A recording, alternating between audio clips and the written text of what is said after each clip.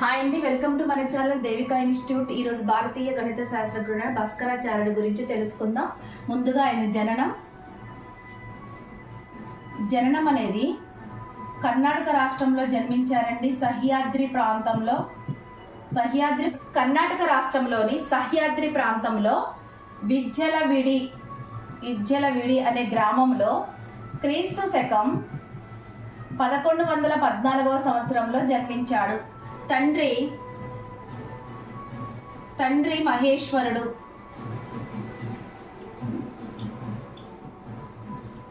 ఈయన కూడా గణిత మేధావుడైన మహేశ్వరుడు కడుపున పుట్టిన భాస్కరాచార్యుడు గారు ఆయన దగ్గరే తండ్రి వద్దనే గణితాన్ని నేర్చుకున్నారు. తర్వాత బ్రహ్మగుప్తుని సిద్ధాంతాలకు ప్రభావితుడై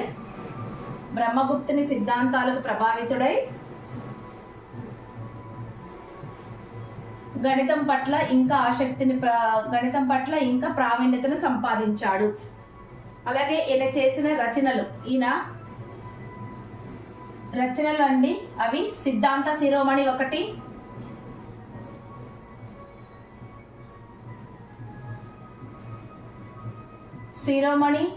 ఇది తనకి 36 సంవత్సరాలప్పుడు, అంటే క్రీస్తు శకం 1150 సంవత్సరంలో ఆయనకు 36 సంవత్సరాలు. ఆ సమయంలో సిద్ధాంత శిరోమణి అనే గ్రంథాన్ని రచించాడు. రెండవది 69వ సంవత్సరంలో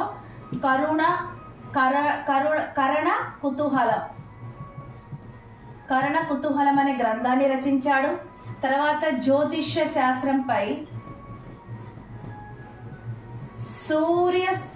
సూర్య సిద్ధాంతం అనే గ్రంథాన్ని రచించాడు.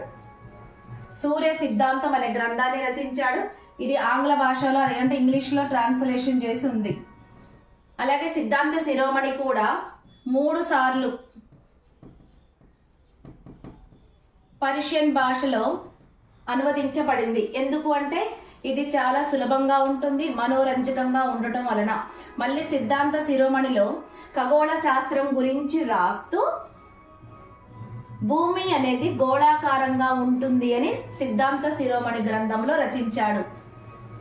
భూమి అనేది గోళాకారంగా ఉంటుంది అని ఎక్కడ రాశారంటే సిద్ధాంత శిరోమణి అనే గ్రంథంలో రచించాడు. అలాగే సిద్ధాంత శిరోమణి అనే గ్రంథాన్ని 4 భాగాలుగా చేశారు. దీనిని 4 భాగాలుగా చేశారు. ఒకటి లీలావతి గ్రంథం, దీనికి మరొక పేరు అంకగణితము.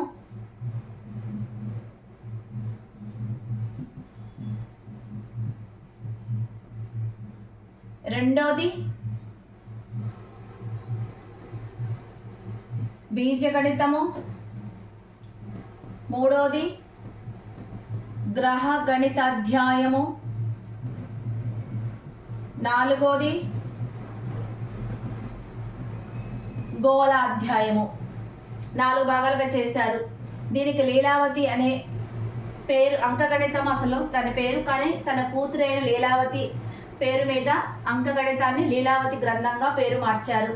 దానికి ఆమె జాతకం కారణం. ఆమె జాతకంలో వైవిధ్యం ప్రాప్తిస్తుంది మ్యారేజ్ చేస్తే అని ఉంది. కానీ ఒక ముహూర్తం, అంటే ఒక వివాహ ముహూర్తంలో, ప్రత్యేకమైన ముహూర్తంలో గనక పెళ్లి చేస్తే వైవిధ్యం తప్పించవచ్చని ఆమె కోసం ఆయన ఖచ్చితమైన టైం కోసం జల గడిక యంత్రాన్ని చేశాడు.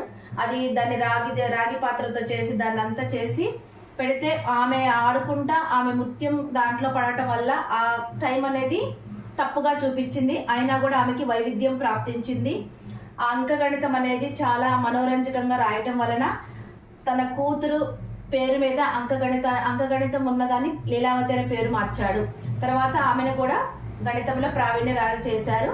అలానే ఈ లీలావతి గ్రంథం గురించి ఉంది.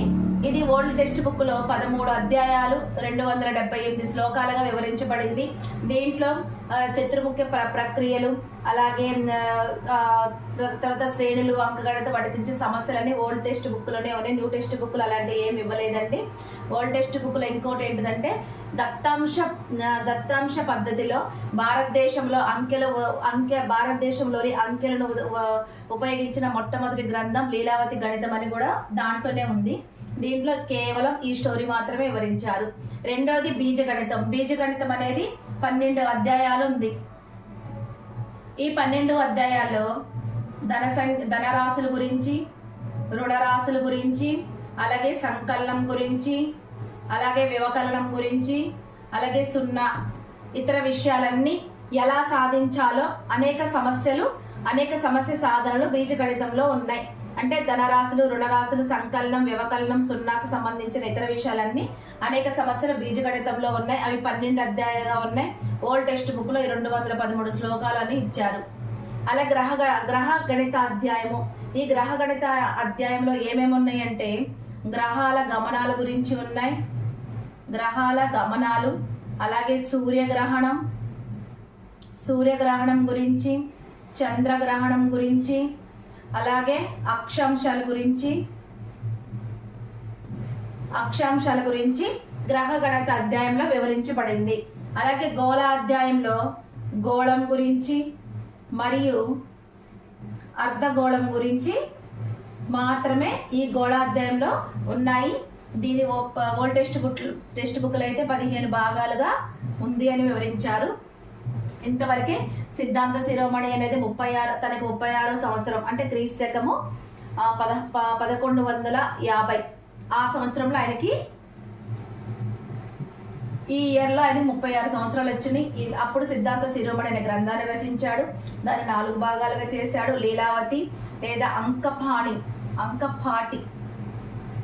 అంకపాటి గణితము, బీజగణితము, గ్రహ గణిత అధ్యాయము, గోళాధ్యాయం అని 4 భాగాలుగా చేశారు. బీజగణితం 12 అధ్యాయాలు ఉన్నాయి. ధనరాశుల గురించి, రుణరాశులు, సంకలనం, వ్యవకలనం, సున్నాకు సంబంధించిన సమస్యలు, అనేక సమస్యలు బీజగణితంలో ఉన్నాయి. గ్రహ గణిత అధ్యాయంలో గ్రహ గమనాల గురించి, సూర్యగ్రహణం, చంద్రగ్రహణం, అక్షాంశాల గురించి, గోళాధ్యాయంలో గోళం మరియు అర్ధగోళం గురించి అనేక ఆ అర్ధగోళం గురించి గోళ అధ్యాయంలో వివరించబడింది. అలాగే ఈయనకి కలన గణిత సిద్ధాంతుడు, కలన గణిత స్థాపకుడు అనే పేరు కూడా ఉంది. కలన గణిత స్థాపకుడు అనే పేరుంది. ఇది ఎందుకు అంటే అసలు యాక్చువల్గా మనకంటే న్యూటన్, లైబ్నిజ్ వీళ్ళనే కలన గణిత స్థాపకులు అనుకుంటాం. కానీ న్యూటన్ కంటే న్యూటన్, లైబ్నిజ్ వీళ్ళిద్దరి కంటే ఎన్నో శతాబ్దాల ముందే కలన భావన గురించి వివరించాడు. కాబట్టి కలన గణిత స్థాపకుడు అని ఎవరికి పేరుంది? భాస్కరాచార్యుడికి ఉందన్నమాట. కలన గణిత స్థాపకుడు ఎవరి పేరు? భాస్కరాచార్యుడు. ఈయన గణితానికి చేసిన సేవల గురించి ఇప్పుడు మనం తెలుసుకుందాం. భాస్కరాచార్యుడు గణితానికి చేసిన సేవలు, అందులో సున్నా నియమాలు.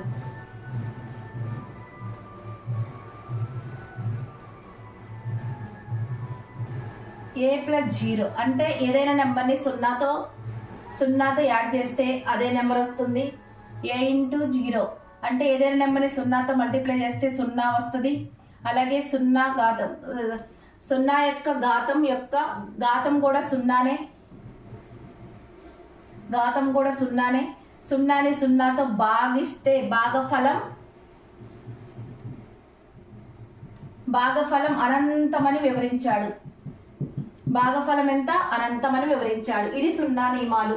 తర్వాత భూమధ్య రేఖ నుండి ఉజ్జయిని వరకు గల దూరాన్ని 16తో గుణిస్తే భూమి చుట్టుకొలత మొత్తం వస్తుందని వివరించాడు. భూమధ్య రేఖ నుండి ఉజ్జయినికి గల దూరాన్ని 16చే గుణిస్తే భూమి చుట్టుకొలత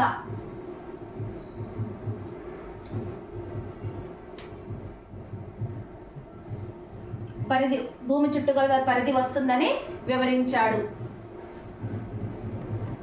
ప్రస్థానాలు, సంయోగాల గురించి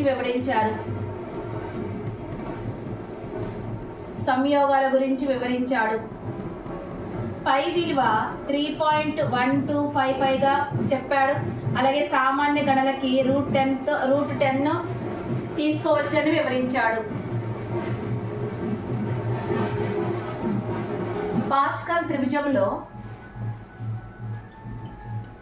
త్రిభుజంలో ఉన్న ద్విపద విస్తరణల గుణకాలు కోఎఫిషియెంట్స్ a+b² లో a³ + 3a² b + 3ab² + b³. వీటి యొక్క కోఎఫిషియెంట్, ఏ యొక్క కోఎఫిషియెంట్, ఈ కోఎఫిషియెంట్, ఇవన్నీ భాస్కర గారే వివరించారు.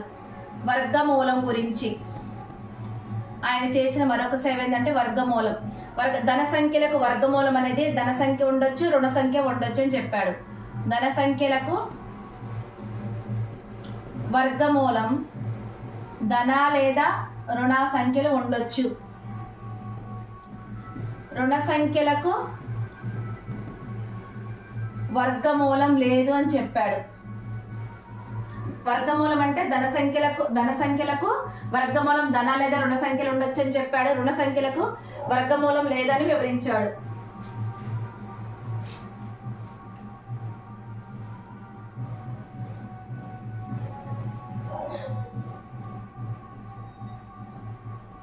త్రికోణమితి, దీనికి సంబంధించిన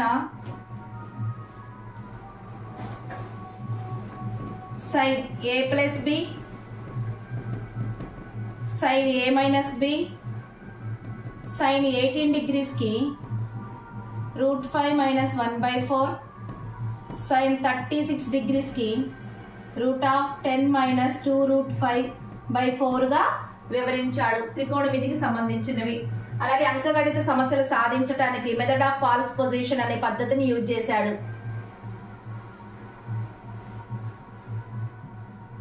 అంకగణితంలో సమస్యలు సాధించాలి అంటే మెథడ్ ఆఫ్ ఫాల్స్ పొజిషన్ అనే పద్ధతిని వివరించాడు. బీజగణితంలో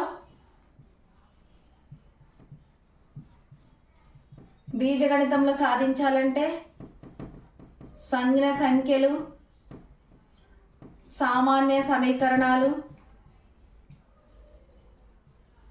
వర్గ సమీకరణాలు సాధించే పద్ధతిని వివరించాడు. బీజగణితంలో సంజ్ఞ సంఖ్యలు కానీ సామాన్య సంఖ్యలు కానీ వర్గ సమీకరణాలు ఎలా సాధించాలో సాధించే పద్ధతిని బీజగణిత సమస్య సాధనలో వివరించాడు. అంకగణితం అయితే మెథడ్ ఆఫ్ ఫాల్స్ పొజిషన్ ద్వారా అంకగణిత సమస్య సాధించవచ్చని వివరించాడు. nx² + 1 = y². ఈ పద్ధతిని ఈయన భాస్కరాచార్యుడు చక్రావళి పద్ధతి ద్వారా సులువుగా సాధించవచ్చు. అంటే x వాల్యూ y వాల్యూ అనేవి సమస్యలను చాలా ఈజీగా సాధించవచ్చు అని వివరించారు. ఈయనతో పాటే గ్రాస్లర్, ఐలర్, లెగ్రాంజ్ వీళ్ళు ముగ్గురు కలిసి ఇన్వర్స్ సైక్లిక్ మెథడ్, ఈ చక్రవాళి పద్ధతి, ఇన్వర్స్ సైక్లిక్ మెథడ్ రెండు ఒకే విధానంలో ప్రాబ్లం సాల్వ్ చేయొచ్చని వివరించారు. అయితే దీన్ని తర్వాత జాన్ పెల్లిస్ సమీకరణంగా పిలిచారు. పెల్లిస్ ఈక్వేషన్గా దీన్ని పిలిచారు తర్వాత కాలంలో. అయితే కాంటర్ అనే శాస్త్రజ్ఞుడు దీన్ని పెల్లిస్ సమీకరణం, పెల్లిస్ ఈక్వేషన్ అని పిలవద్దు, దీన్ని భాస్కర సమీకరణం అని పిలవాలని సూచించారు. ఎందుకంటే వీళ్ళకంటే ముందే ఈయన 12వ శతాబ్దం, వీళ్ళు 17వ శతాబ్దం చెందిన యూరోపియన్స్. వీళ్ళు యూరోపియన్స్ 17వ శతాబ్దానికి చెందిన వాళ్ళు. ఈయన 12వ శతాబ్దం, అంటే ఈయనకంటే ముందు ఈయన చక్రవాళి పద్ధతి ద్వారా ఈయన ఈ ఈక్వేషన్ని చాలా ఈజీగా చేశాడు. కాబట్టి కాంటర్ గారు తన అభిప్రాయాన్ని పెల్లిస్ ఈక్వేషన్గా కాకుండా భాస్కర సమీకరణంగా దీన్ని పిలవాలని వివరించారు. ఎందుకంటే 16x² + 1 అనే సమీకరణాన్ని ఇది చూడటానికి చిన్న సాధనగా ఉన్నా కూడా దీన్ని సాధించడానికి అంటే x వాల్యూలు y వాల్యూస్ అనే వాల్యూస్ అనేవి ఇవి 22 కోట్ల స్థానాలు, అంటే 9-10 స్థానాల్లో దీన్ని కుదించి వివరించారు. అంటే దీని ఆన్సర్ ఎలా ఉంటుంది అంటే 22 కోట్ల పైగా వస్తుంది అనమాట. ఇది 176 కోట్ల పైగా వస్తుంది. అంటే అంత పెద్ద వాటిని కూడా ఇవి చూడటానికి చిన్నగా ఉన్నా కూడా వీటిని సాధించే పద్ధతిని చక్రావళి పద్ధతి ద్వారా ఈయన ఇలా వివరించారనమాట. సో ఇంతవరకు అండి భాస్కరాచార్యుడు గురించి. ఈయన చేసినవి మనం త్రికోణమితిలో మెయిన్ sin 18 degrees √5 -1/4 36 degrees కి sin a + b sin a - b ప్రస్తారాలు సంయోగాలు అంకగణిత సమస్య సాధనకేమో మెథడ్ ఆఫ్ ఫాల్స్ పొజిషన్, బీజగణితంలోని సంజన సంఖ్యలు, సామాన్య సమీకరణాలు, వర్గ సమీకరణాలు, అలాగే రుణ సంఖ్యలకు వర్గమూలం లేదని చెప్పాడు. ధన సంఖ్యలకైతే ధన లేదా రుణ సంఖ్యలు వర్గమూలంగా ఉండొచ్చని వివరించారు. సో మీకు ఈ క్లాస్ నచ్చినట్లయితే ప్లీజ్ లైక్ చేయండి, షేర్ చేయండి, సబ్స్క్రైబ్ చేసుకోండి, కింద కామెంట్ చేయండి.